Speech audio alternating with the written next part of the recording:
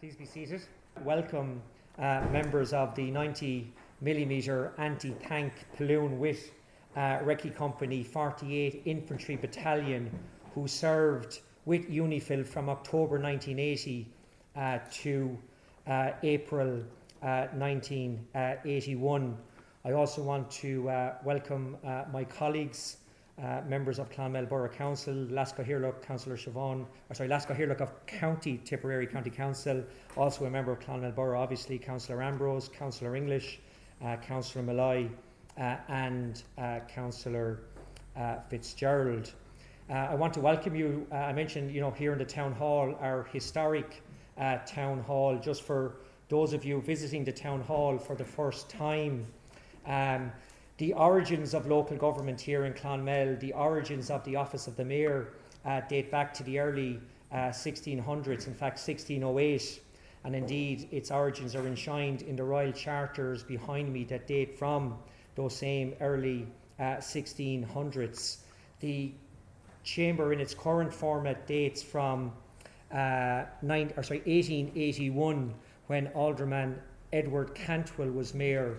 An interesting note in terms of Alderman Cantwell, he was also the owner of Hearn's Hotel at the time. There's been many notable events in this town hall, not least a total of 23 people that received the freedom of Clonmel, the first being Charles Stuart Parnell in 1985, and the most recent being Micheál O'Sullivan in 2016. We're gathered here for a mayoral reception. Mayoral receptions are very special occasions. Today is a very special occasion for me because it's my first mayoral reception since my colleagues put confidence in me to be mayor back on the 29th of June.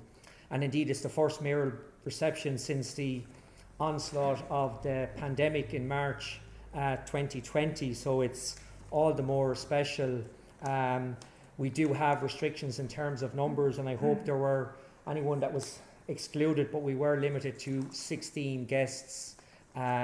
So please understand that. Mayoral receptions are an opportunity for me as first citizen of Clonmel, representing all the citizens of Clonmel. It's an opportunity for my colleagues as well to represent really, really special occasions of outstanding achievement and so on. And we certainly have a special occasion in this room tonight, the 40th anniversary of your overseas service as peacekeepers, as I said, from October 1980 to April 1981.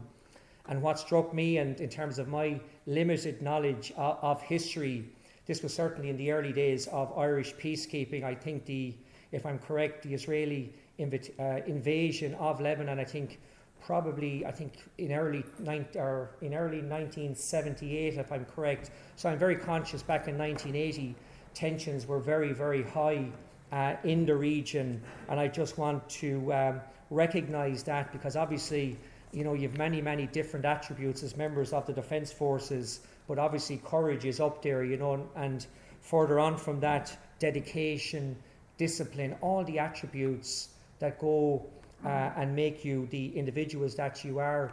And I suppose the one message that I want to give here tonight is, on the one hand, to thank you for your service, but please leave here and say to yourselves, be very, very proud to have made that contribution in terms of peacekeeping in particular, but as I said, also in terms of your wider membership of the Defence Forces.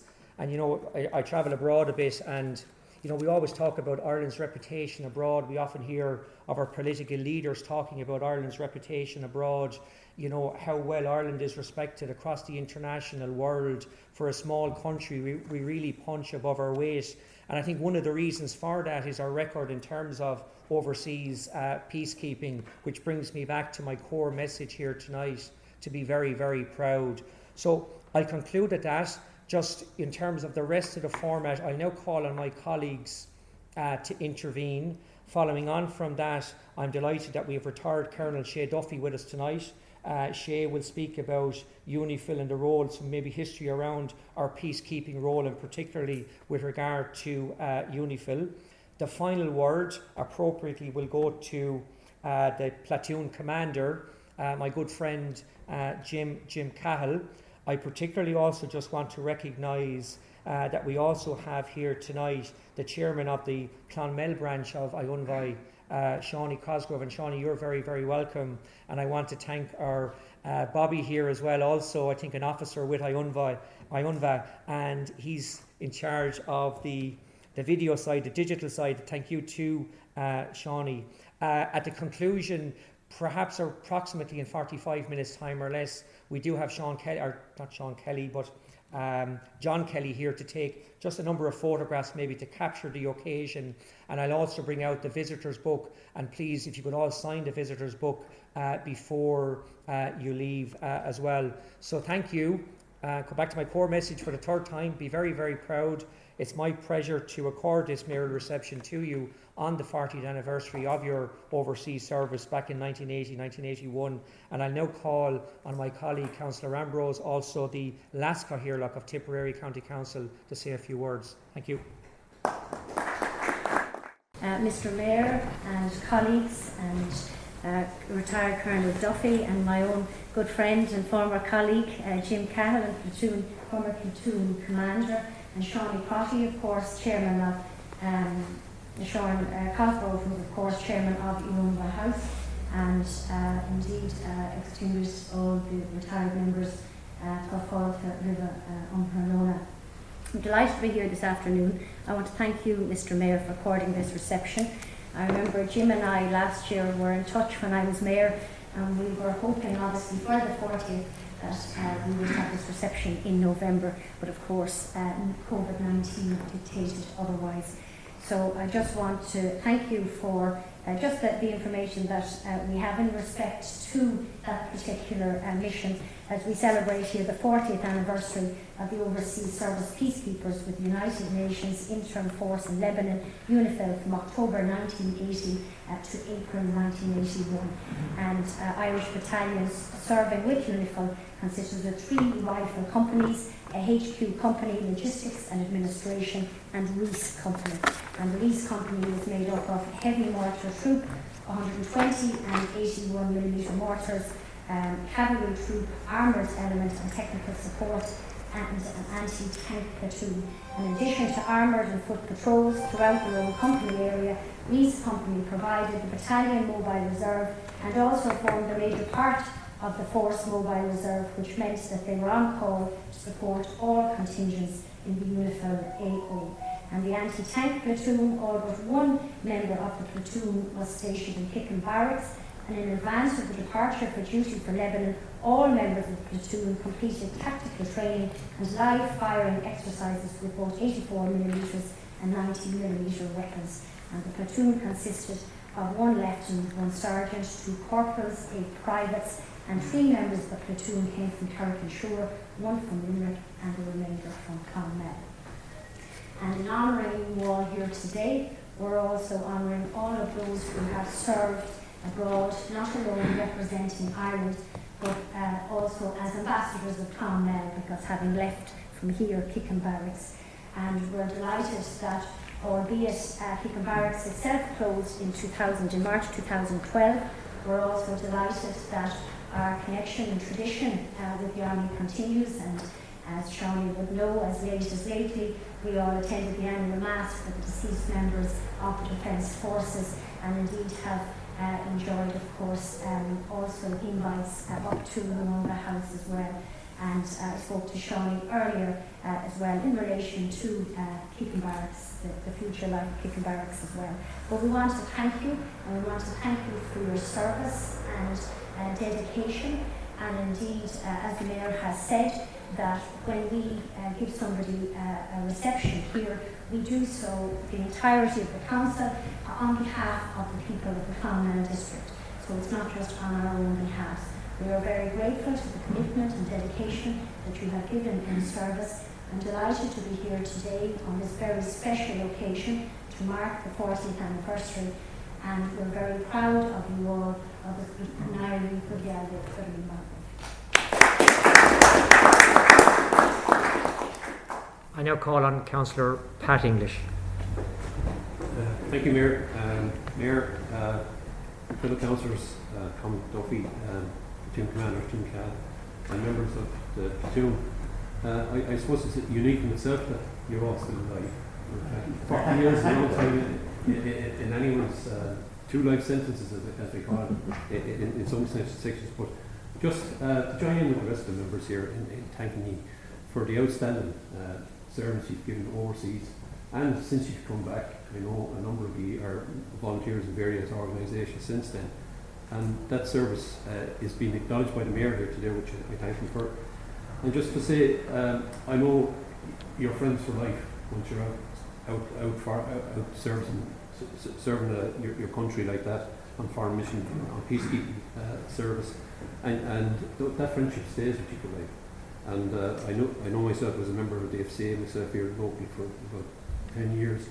And as lads, I would have gone and camped and various things with, and we can still talk, after meeting each other 20 years later, and talk about the good times we had and the great memories we have of service. And I'd just like to pick out one person here, Ned Ruggan there, the man with the most medals in the place, I'd say. But Ned has served the local scout troop here in Clonmel for the last couple of years. He's given great service there, and I just like to acknowledge that. And Sean Cosgrave is there as well, and the members of Post 24. The service that you've given this town over the last number of years has been fantastic since the sad closing of the barracks here in town. And we just, I'm delighted to hear acknowledge the fantastic work you've done over those years. So thanks very much.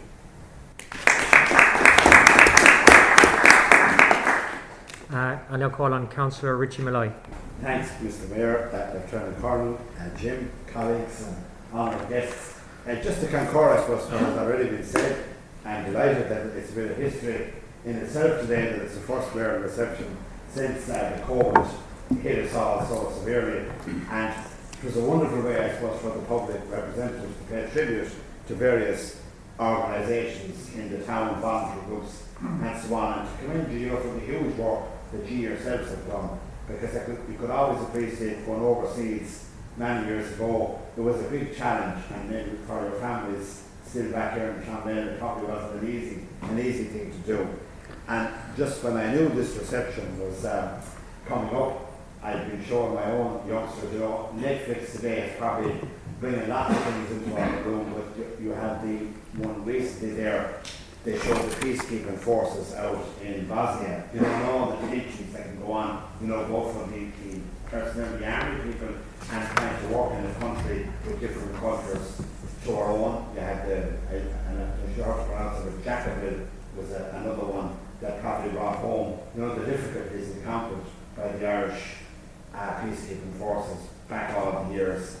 And I think your own organisation deserves great credit the fact that when you retire that there is an organisation that you can continue on your friendships with, because sometimes when people retire they're very much out of it completely then, but that certainly isn't the case in the local organisation here. And just looking at Shawnee there, you played such an active role in Patrick's Day parades, which we haven't seen for a while now, but you were always very active participants in that.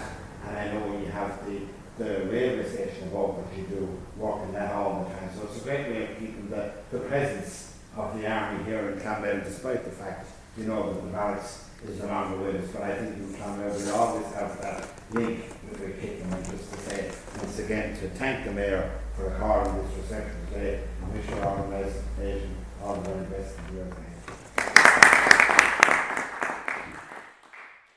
And finally, Councillor John Fitzgerald. Thank you, Mayor and colleagues. I really want to reiterate everything that has been said by my colleagues and by the Mayor in the opening remarks.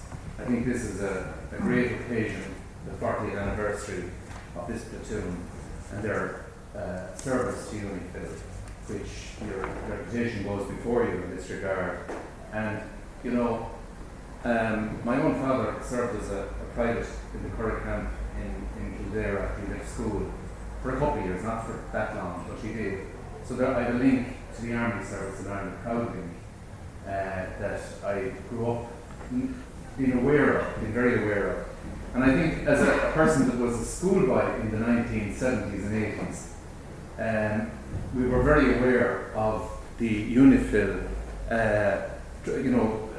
dispatches from Ireland out to the Lebanon at that time. And I remember at that time thinking of your own career choices. I remember being impressed with and struck by the bravery of the men that went there to do a very tough job in a very volatile situation between Israel, the whole Middle East and Arabs and everything thrown into the mix there, and what you had to cope with. And it was an exciting but a very serious career choice for you. And I think in recent times, through documentary, we saw further back to the Irish participation in the Congo. And this was something which was a real eye-opener with the Councillor Malloy alluded to it there, the serious situations they found themselves in that with belugas and all kinds of different situations that were dangerous but had to be done in the name of peacekeeping and in the name of world peace. I want to welcome Commander Jim Cahill and retired Colonel Shay Duffy to the Town Hall here today. I really think that I want to compliment Mayor Michael Murphy for hosting this mayoral reception. This is my very first. I'm a recent enough councillor here at Clonmel Borough District. But it's a real honour to be in the presence of people that serve their country. Look at your medals on your chest there in some cases. The Army have a very proud history here in Ireland. And I think that's always recognised by dignitaries who come to Ireland. They always recognise Ireland's role. We're a neutral country in a lot of situations, but our role in the UN is very highly recognised by visiting presidents from time to time, presidents and heads of state that visit this country. So I want to welcome you here to the Town Hall today. I want to say that it's a great privilege to be in a position to address you, and I want to wish you well for the future, because I know, as Recce has said, that you do keep up quite a bond of your platoons and then your service up to the present day, and with your uniforms and so on. So thank you, Mayor, for allowing us the opportunity to honour this platoon, the 90mm anti-tank. And I just want to say thank you for allowing me to address you. Thank you. Thank you. Thank you, Councillor Fitzgerald, and indeed thank you, councillors. Just before I introduce retired Colonel Shay Duffy, who will provide a small brief on UNIFIL operations, I just want to also acknowledge the presence of Company Commander, retired Colonel Sean Scanlon as well. Sean, you're very welcome to Clonmel. So maybe if I hand it over to you, Shay, and a brief on the UNIFIL operations. Thank you. Thank you, Mayor. It's an honour for me to be here today. I want to thank the Mayor and the Clonmel Borough Council for inviting us here today.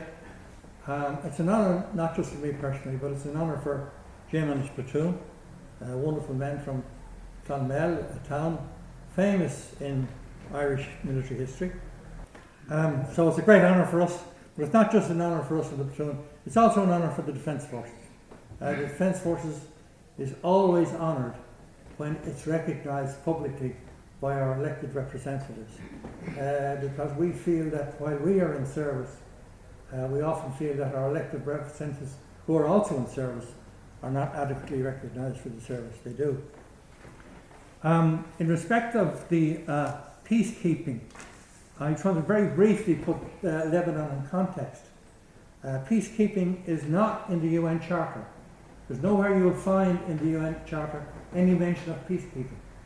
So peacekeeping is a construction specifically because of a serious situation which came to fruition really at the time of the Korean War. So if you remember, the United Nations came into existence about 1948. There was this marvellous idea that there was going to be this great balance in the Security Council, that the United States and the Soviet Union were going to ensure there was never war ever again, and that issues were going to be resolved in the Security Council. Well, that broke down very quickly, and it actually broke down over the Korean War when the General Assembly were voting. The Americans actually locked the Russian ambassador, a representative, in a toilet so that he couldn't vote. And there would be that's a historical fact, unfortunately. So that was the background to peacekeeping. It's not in the mandate. There's something more than diplomacy and something more than war required to deal with the developing situation in the world at the time. And Dag Hammarskjöld, ably assisted by Lester Pearson, the Canadian Foreign Minister, ultimately by Sir Brian Urquhart, a British diplomat, they developed this idea of peacekeeping. And what he said was very interesting. Hammarskjöld said peacekeeping is not a job for soldiers, but it can only be done by soldiers. And what he meant was that soldiers are not trained for peacekeeping, but because of their training, they have a broad understanding of the nature of war, the negative impact of war on people, and consequently they're uniquely conditioned to assist in peacekeeping. And that's the great tradition upon which we entered as a state.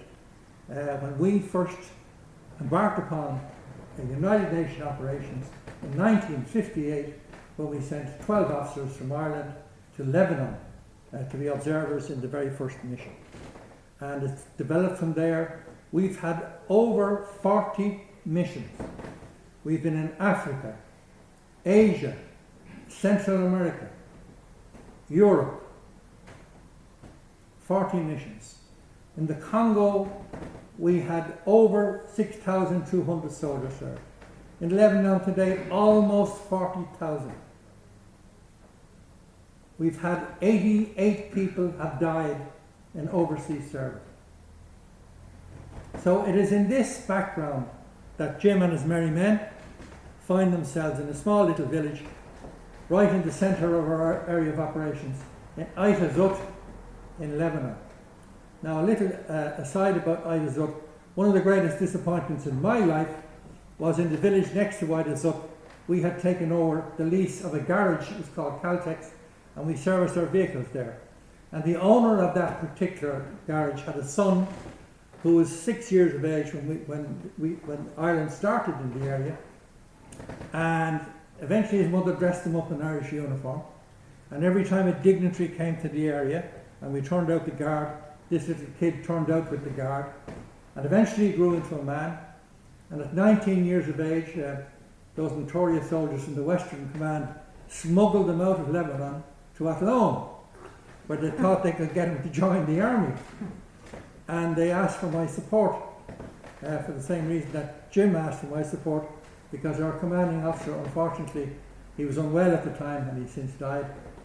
But this particular soldier, I always thought it was a terrible mistake by the state and the Department of Justice and the Department of Foreign Affairs couldn't find a way to give this young fellow an opportunity in life. He's done extraordinarily well. He's quite an entrepreneur in the ice cream industry in the United States now. But he left that loan to go to the United States. But Ali wanted to become a soldier. He spoke Arabic. We didn't have too many people who spoke Arabic, and it would have been wonderful had he been able to do so, but he didn't. So next door in Aita Zut, Jim and his merry men lived in South Lebanon, an area which was absolutely beset by major confrontation.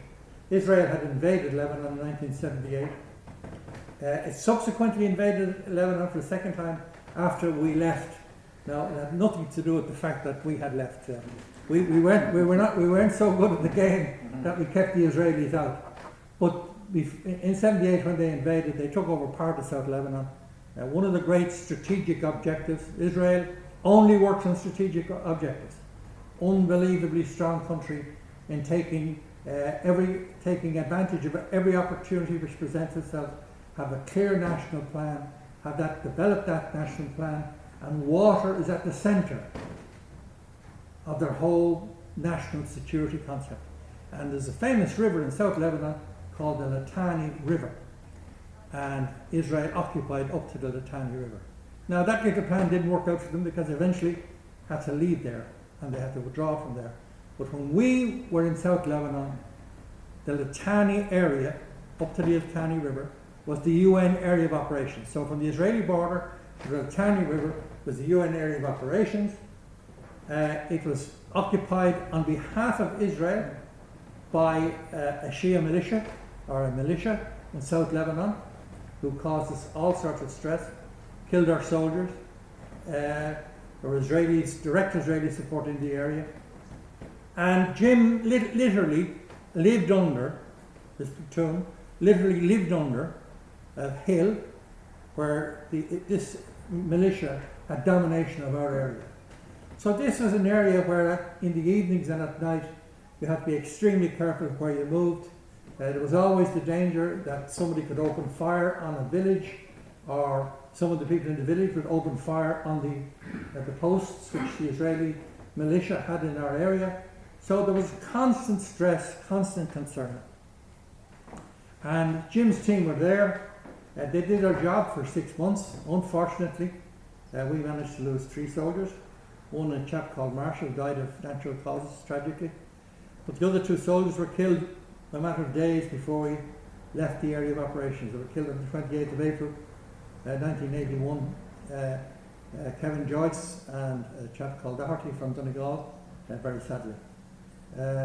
Jim's team and Sean Scanlon's team, Sean had a company of warriors, all from most from the Southern Command, not all, but they were part of our battalion. It was commanded by Stephen Murphy from County Clare, from Tulla, a former hurler, played for Clare. Died not tragically, but unfortunately after an illness in January this year. A very distinguished soldier, much loved by the soldiers, and he in turn loved the soldiers and expected his officers to behave and to behave beyond the call of duty at all times in matters concerning those soldiers. And I hope we managed to do that. So I thank you very much again, Mayor, for this evening. I'd just like, if your council members will bear in mind, over 40 missions. And it's not by chance that we have this great influence in peacekeeping, not only in troops on the ground, but also in the key-making areas. Now in Brussels, we have significant military people influencing major decisions. I was privileged myself to be command the European Union monitoring mission in Bosnia, and the same applies. We have this tremendous influence, not only in the United Nations, but in Europe. And that doesn't happen by chance.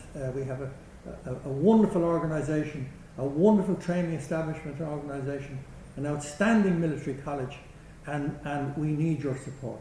Thank you very much.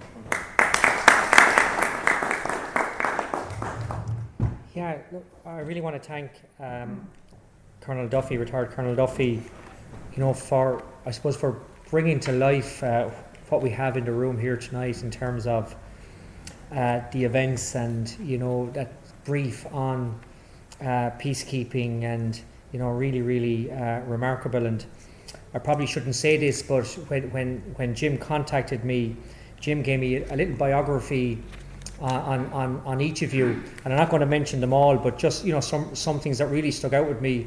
Corporal Tommy Carroll, and 11 tours of duty, and I see Sergeant John Joe Lass down there, and a huge amount of medals, and obviously served in Congo and Cyprus as well.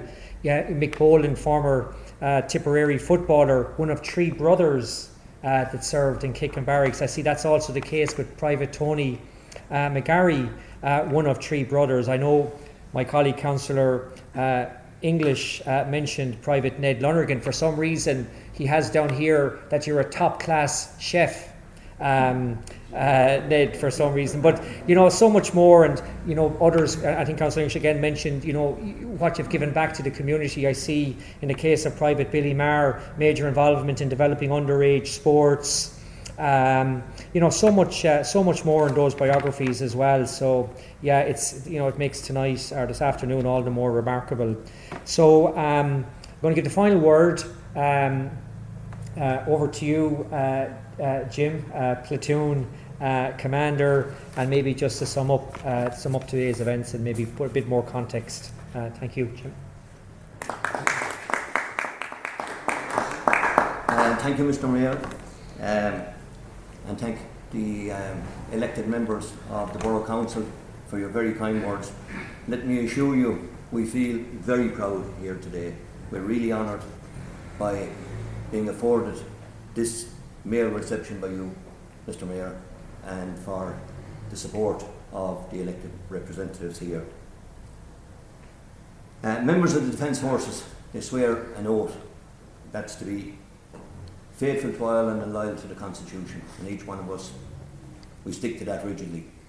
And it is especially pleasing for us here today to receive this mayoral reception, because we value and we respect democracy. We've been in places where we see there's no democracy. We value democracy, and you are so important in that for us. The Mayor and myself are members of the same GA club. He's been given great advice and great direction to us, and I know the people out in Monroe are very thankful for that. I'd like to congratulate you, Mr. Mayor, and wish you continued success in your as head of the Irish delegation to the EU for the regions. There's no doubt, I'm sure all the members of this chamber are very proud of you, one of our own, and the people of Clonmel are very proud of you, and we wish you continued success. And as you've mentioned to me already, you often meet Irish Army officers serving out there, and I hope they can help you out at some stage out there, which is the Irish way of doing things. Prior to heading to UNIFIL on this trip, I had numerous dealings with an icon of this house, a member of Dáil Éireann. At the time, she was the chairperson of the Tipperary Brigade, Old IRA, and I speak of that icon, Carrie Atchison. And just before Christmas in 1980, I received a Christmas card from her and a book, and the inscription on the Christmas card was, "Sorry I can't send you the real thing, but I hope you get some enjoyment out of this." The book was the Guinness Book of Irish Ballads. That was Carrie, just a lovely lady.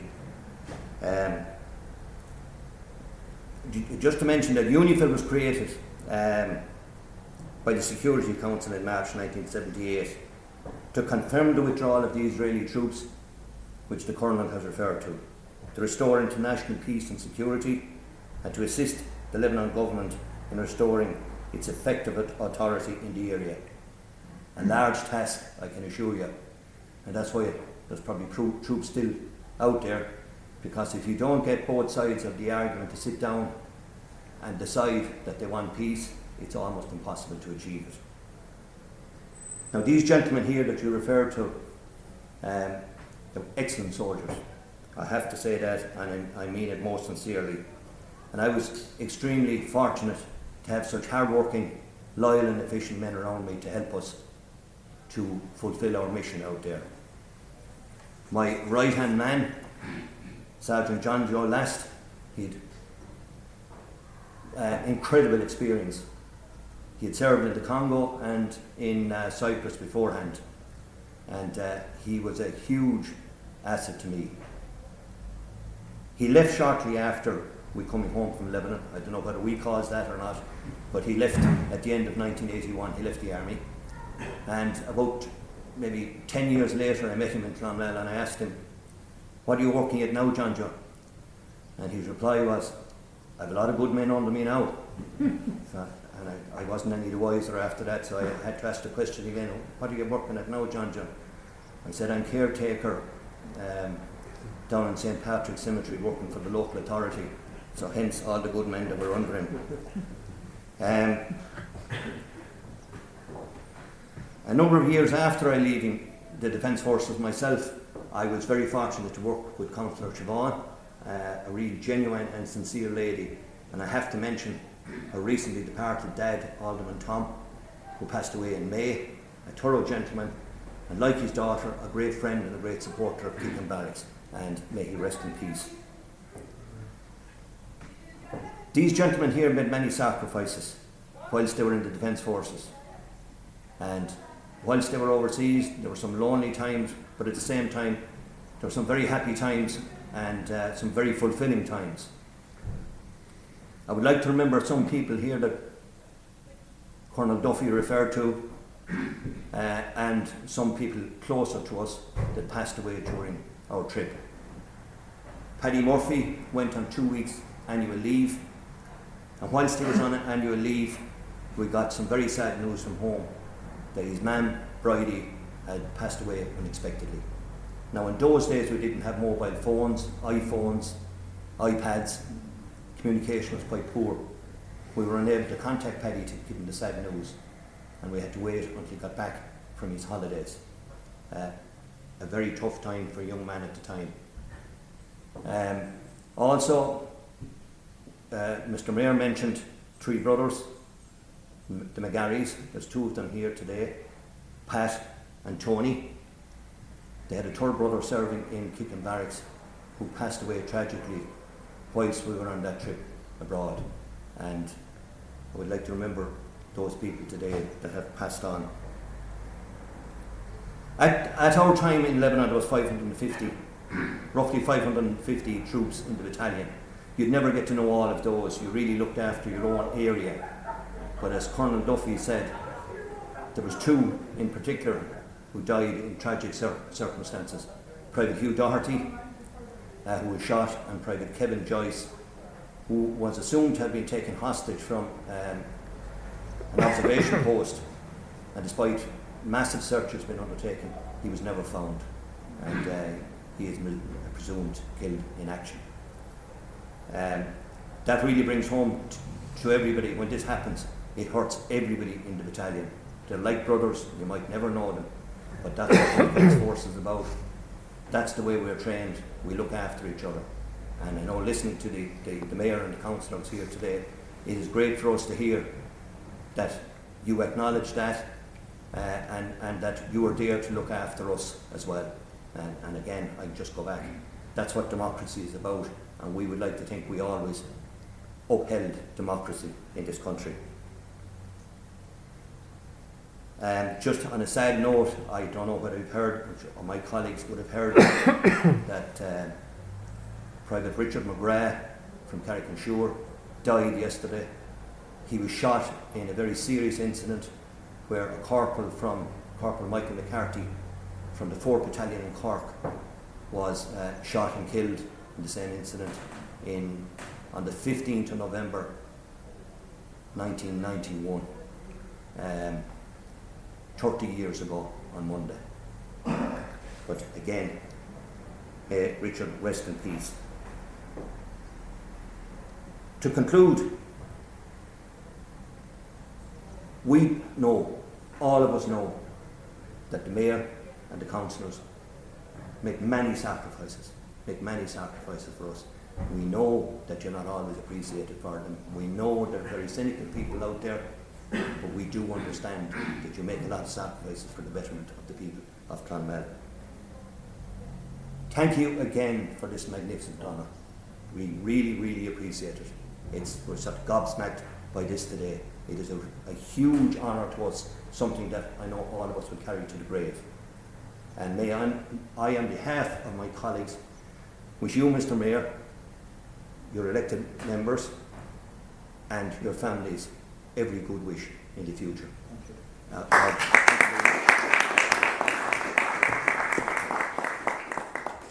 Thank you, Jim.